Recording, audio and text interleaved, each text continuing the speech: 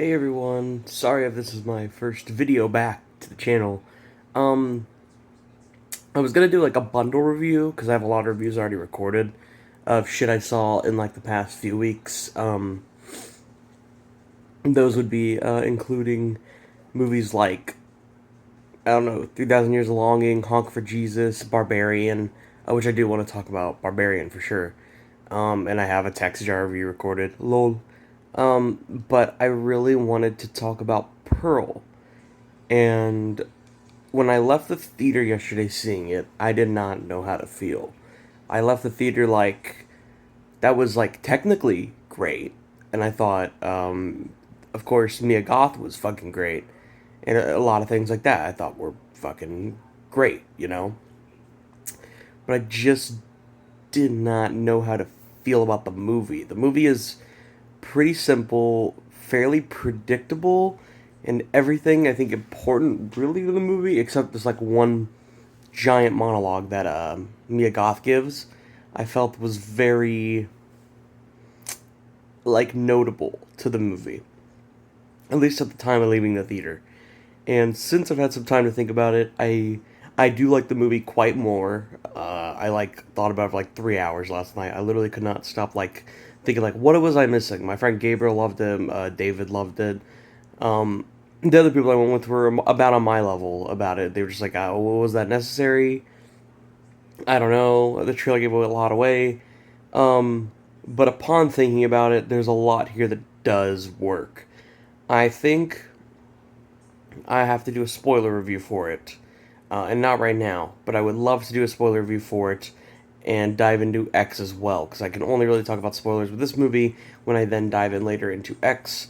But I think that this movie does a good job at setting up Pearl more than we already knew her to be in the future film, which is technically the film that came out first, X. And I find Mia Goth's character to be likable, but terrifying, and yet funny, and campy, and yet horrifying and creepy. She finds a weird balance there that I don't know if it's necessarily a good thing or a bad thing. It's kind of hard to like fully judge on that idea. Her performance is certainly fucking amazing. There is a monologue near the ending that I would say is like Oscar-worthy monologue. Like if they showed a clip, they would show that fucking clip when the Oscars play it. If she won't be nominated, which sucks, but she should. She's that good. Mia Goth, seriously, like rise up. Fuck yeah, it's your turn. There's a lot of really solid moments. I like the pacing and the look of the film.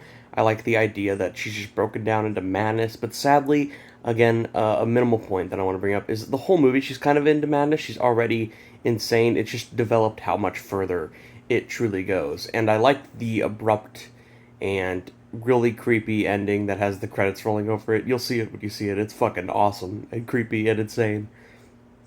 But I think the ending leaves a lot to be desired, and yet is a perfect amount with what we're culminated with and what we see in X.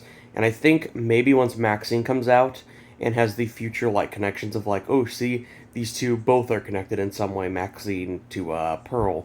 And once we get those vibes, I think I will finally love it as a trilogy overall. Right now, I really like this movie, and I fucking adore X, though, is the thing. Because I give X nearly like a perfect score. I have like a 9.5. I would probably, when I left the theater for this yesterday, I said 7. I'm probably more at an 8 now that I've had time to think about it. I just think I need to see it again and need to experience more. One, I was really tired yesterday, so I'm tired right now. I mean, fuck, I'm up and reviewing it.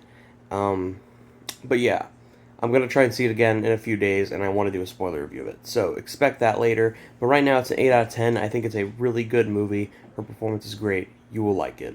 That's it. Goodbye.